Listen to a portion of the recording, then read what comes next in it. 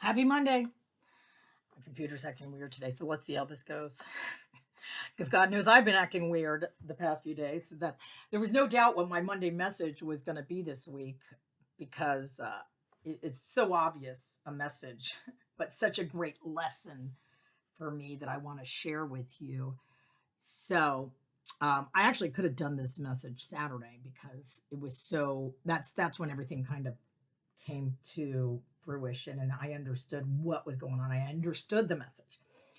So let's just say um, I was an alcoholic should never be in a contest because uh, an alcoholic will always think they should win, as I did. Um, I talked to my sponsor after this all happened, and I was like, she's like, "How you feel?" I was like, still crazy after all these years. And it's exactly it. I've got lots of time in sobriety. I work with women. I go to I do 12-step work constantly, and it just keeps the beast at bay.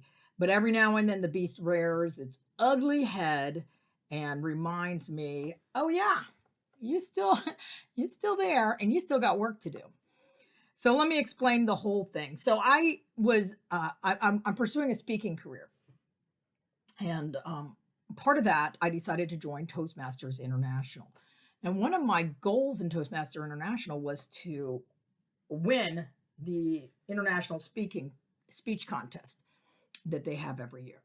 And last year I made it to state, so I was pretty happy about that. And this year, my speech was even better than last year's, I thought, and that was the feedback I was getting from other people. So I thought, oh, easily this should go to state, if not win the whole thing. So I was already kind of planning my spot for my trophy on my mantle here. Beautiful spot picked out because I thought, oh, this is the speech. This is it.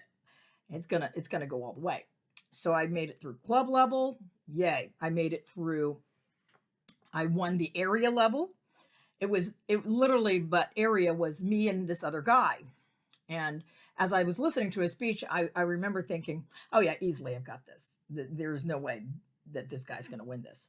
And I won. So I'm like, yes, okay. So in the past, the winner from area, only the winner from area would move to the next level, which is the division level.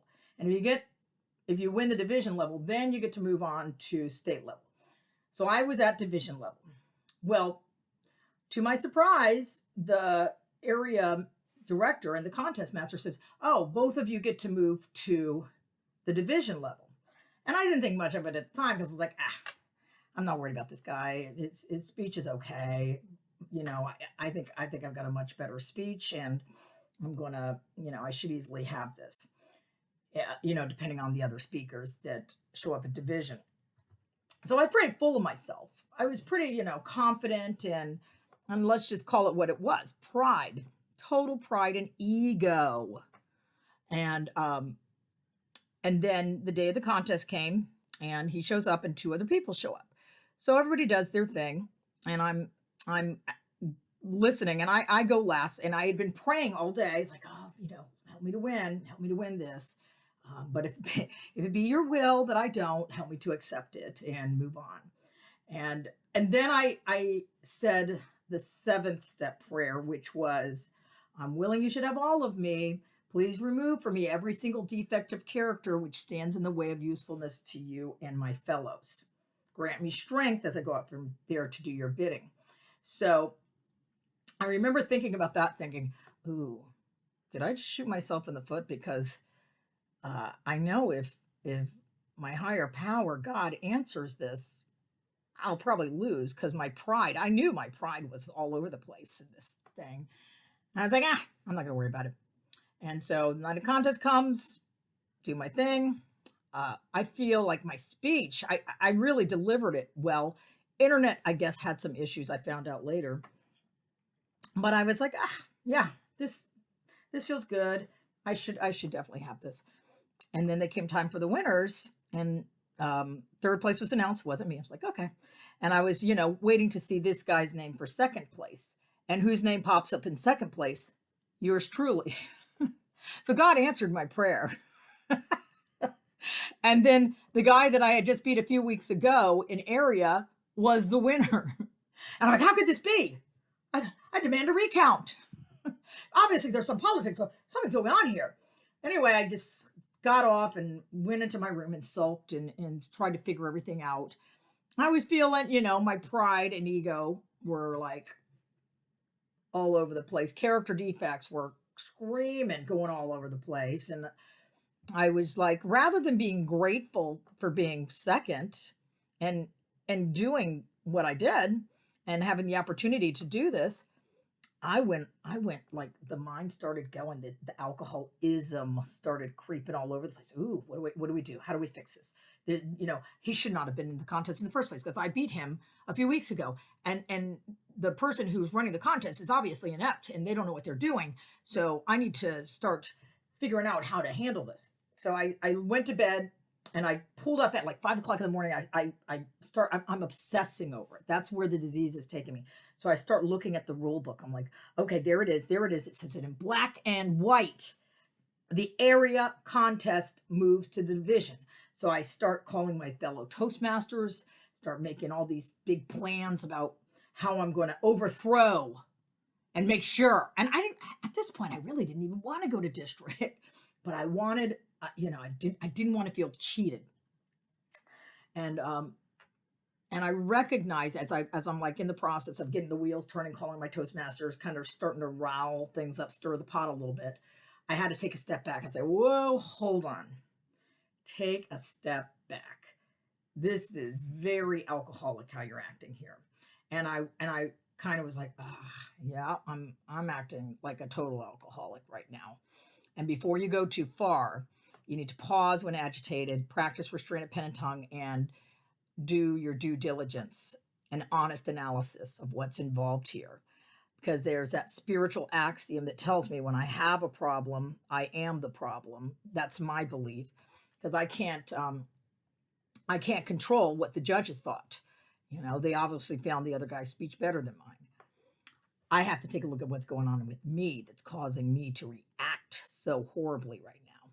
And they have part of the 12-step process is kind of this built-in mechanism for moments like this to keep you on track when you fall off the rails like I did. And so I start taking a look at myself and I realize, oh yeah, it's all seated in fear. Eventually it came out in my inventory that I was doing that it was a fear of not being good enough, a fear of that I wasn't going to be able to pursue my speaking like I wanted to, pursue that I wasn't a good enough orator and I would never make it. That was a fear. And as soon as I recognized it, I'm like, oh, there's nothing to that. That's okay. And then I called my sponsor and told on myself. And like I said, she had a good laugh as always with me. And I realized I was taking myself too damn seriously. And I actually ended up watching my message from last week, which is about Rule 62, don't take yourself too damn seriously, because I needed to hear my message for me, because I forget so easily. It's part of what being an alcoholic and an addict. We have short-term memory loss. Happens all the time. And I needed to listen, and I was like, oh yeah, okay. I get it. I'm being an alcoholic. I'm acting like an alcoholic, and I acted alcoholically, but I also acted like a recovering alcoholic in that I got into the spiritual solution. Because when I'm in pride, it's a spiritual sickness. And the only thing that's going to cure that spiritual sickness is the spiritual solution, which for me happens to fall within the 12 steps of recovery, and specifically steps 10, 11, and 12, because step 10 says that we continue to take personal inventory, and when we were wrong, promptly admitted it. So I took the personal inventory, and I realized I actually found the rule book, and I said, okay, I just need to do some investigation here and really see if I can figure out what happened here and look at it objectively. And sure enough, it said that if there was some sort of loophole thing, if a if a division only has 4 areas, they can have 2 representatives. So he won fair and square. And at that point, I was like, yeah, okay, I I'm second place. Fine, move on, done and next. And I didn't have to carry around the resentment with me all day. And then I called all these Toastmasters that I had, I was getting my army together. I called them and told on myself too. I said, oh, sorry, you guys, I found out where the rule says that the person, they can have 2, and I'm not gonna pursue it. So, I came in second fair and square, and good luck to David in districts. And that was that. And I walked free of it, which was the beautiful thing about it. And then I realized I needed to pull God back in the picture, which was step 11, in that I needed to seek to understand than to be understood, um, and self forget, you know, um, that's where I needed to go. And then the beautiful thing was I went to my meeting that day, my 12-step recovery meeting. And in that meeting, there was a woman there with 3 days. And that was what I needed to hear, because I remember the 3 days. 3 days in to my sobriety, I was a mess. I was just starting my journey, and I've come so far from there. So I needed to hear that newcomer say, life sucks right now. I got 3 days and I feel horrible. And I was like, yeah, you know what? I'll take losing the Toastmaster International Speech Contest to day 3 in recovery any day of the week, because it's not fun.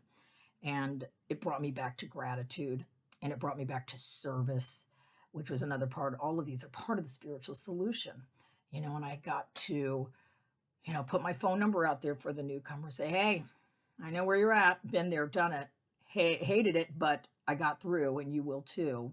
Give me a call.